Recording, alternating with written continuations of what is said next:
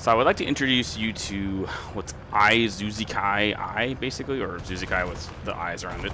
Very edgy console name, although he is a console player, quote-unquote console player, but it's a PC account. You can't effectively cheat on consoles, but brand new account, you know, what we saw before, 300-400 battles, which is the normal, and what a lot of these guys do is they go, oh, I'm a console player, so I can't be cheating, and in reality, these are console accounts that were basically pushed to PC. So these guys will buy these accounts, you know, with what essentially was, we saw there, like $300 or $400 worth of premiums, and start cheating on it, but then they'll do it on a console account, quote unquote, like I said, console account, so they don't look as suspicious. So, like I said, I do a lot of these replays nowadays where I just kind of let the replay play in the background. You guys kind of understand that I don't really need to discuss that these guys are blatantly cheating at this point, because at this point, I don't review people that don't cheat. I know there's people that will argue otherwise, but I don't review people that don't cheat. So, yeah, and almost every first shot that I get on people like this are people blatantly cheating. I had a couple of just topics I wanted to discuss today, so I will probably do like a 5,000 Q&A eventually whenever I get to that point. I am very surprised that my channel is at 4,500 subs. I kind of never thought I would get to that point in this channel, because, like I've said before, this channel. So actually, I'll bring up the topic on this. How about this? So somebody asked in my comments, like, what got me into making videos about War Thunder cheaters? Also, kind of mad you can make a full channel about daily videos about cheaters. Shows to show how much Gaijin cares. Yeah, the main reason. So I have people that a lot of times are kind of trolls in my chat who are like, well, what's the point of making these videos? Gaijin's not going to do anything about it, blah, blah. And that's really the point. The point is that a lot of players are like, well, people can't cheat in this game, because Gaijin themselves have said, well, it's really hard to cheat in this game. The problem is that there's a lot of veteran players who said, well, it's hard to cheat in this game, so I just assume people aren't cheating. So the whole point of this channel is, in a nutshell, education. And it's because of the fact that, like, I see a lot of people calling people out in chat now, where they're saying, hey, you're cheating, I'm going to call you out in chat, exposure to everything. And then you get a lot of people argue with that, well, they're in Yule Q, well, they might have seen you in the sightline, whatever. And it goes, okay, well, I'm going to look at the replay. So if a person is doing this, granted, they're not shooting at anybody immediately, but they might, you know, encounter the player, they might shoot through the thing, and someone might notice it. When you have somebody sitting at the back of the map, like this, shooting through everything, shooting at a house, ironically, because they don't know how houses work, and, you know, not playing the game correctly, then they know there's a problem with the person cheating. I got into making these videos because after EAC was introduced, Gaijin wasn't paying attention to any of the cheaters. Like, the first year after EAC was introduced, Gaijin did nothing. There were people getting banned, but there was no public list like they used to do pre-EAC. People forget that there was a ban list, or like a shame list, that they used to do pre-EAC, and then they stopped doing it for like a year after EAC was introduced, and then they started doing it again about a year ago, and we've seen the list just go up and up and up every single time as there's an update for cheaters.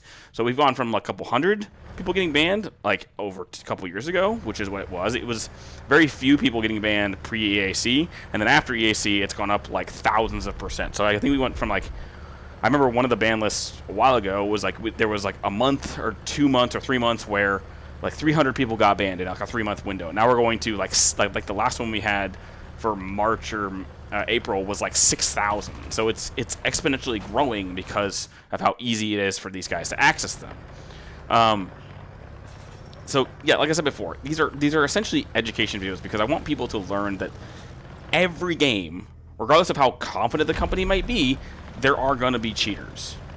I mean, people cheat in Helldivers, and it's a Ring 0 platform, which is the most invasive anti-cheat you can get right now, and people still cheat in it. Even with AnyBrain, which is an AI anti-cheat, people still cheat with it, because even in an analytical sense, the way AI works and learning programs, people will still get around it. People still play subtle enough. They even if an AI learns a pattern, people come up with new stuff. There's stuff that they can dupe it and change it and do whatever. It's why AI isn't perfect.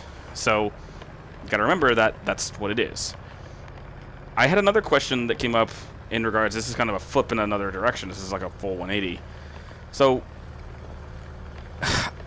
Gaijin has a problem with trying to monetize certain things, and I know that they're going to try to do that constantly.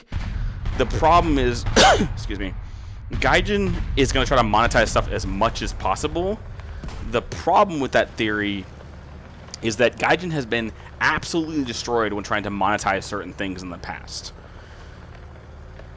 Someone asked me if they would ever charge people for more map bans. I highly doubt. I mean, I say that, and it might happen, but Gaijin charging for more map bans would be absurd. It would be like that time they tried to charge essentially a pay to win because they tried to do premium. What's it called?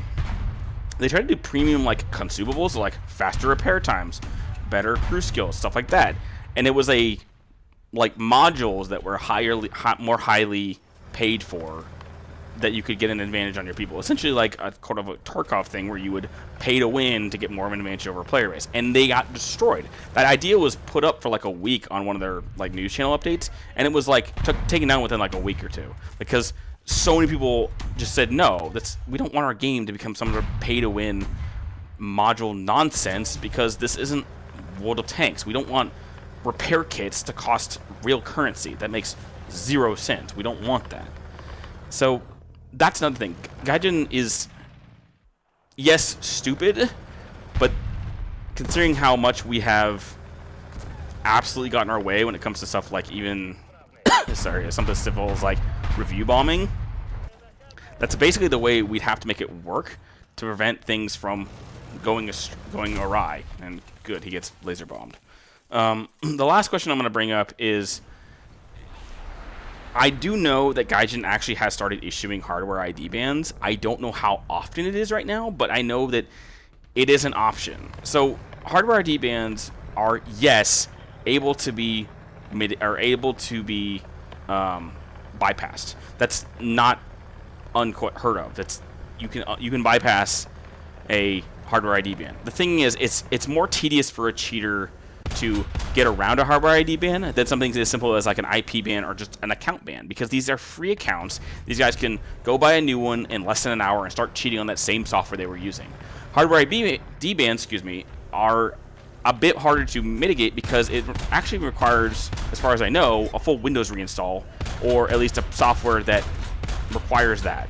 So it requires a lot more work, and if the cheater is, say, a new player or somebody trying to be a troll, and they're new to it, they might not know how to do a hardware ID spoof. So it does limit it to where people will not have to learn the options behind it. What would actually help, I think, a lot more is if, say, you had the account tied, I know they'll never do it, but I would love them to tie the game to Steam more, because if it was tied to Steam more, it would actually put a ban on your account, and then it would actually ruin the account itself. Now, I know it's a Steam account. It could be free. The game is free. There's obviously a lot of more mitigation tools behind that. But if it's tied to a Steam account, that would show a ban on your record. And eventually, if you're getting banned over and over to those accounts, then, well, it looks bad for what it is. And the fact that I think it ties it to maybe an IP or a player specifically for that Steam account. And we all know cheaters are sloppy because they tend to be very blatant in their actions. So I'm going to leave that here. I'm going to go probably look through some more topics on my thing, as well as I will probably do a Q&A, like I said, about 5,000, maybe 10,000. I don't know how far it'll be, because my channel grows fairly steadily, which is very nice, and I, as always, do appreciate it. So as always, I'll leave this here, and I hope you all have a good rest of your morning, day, evening, or night, and have a good one.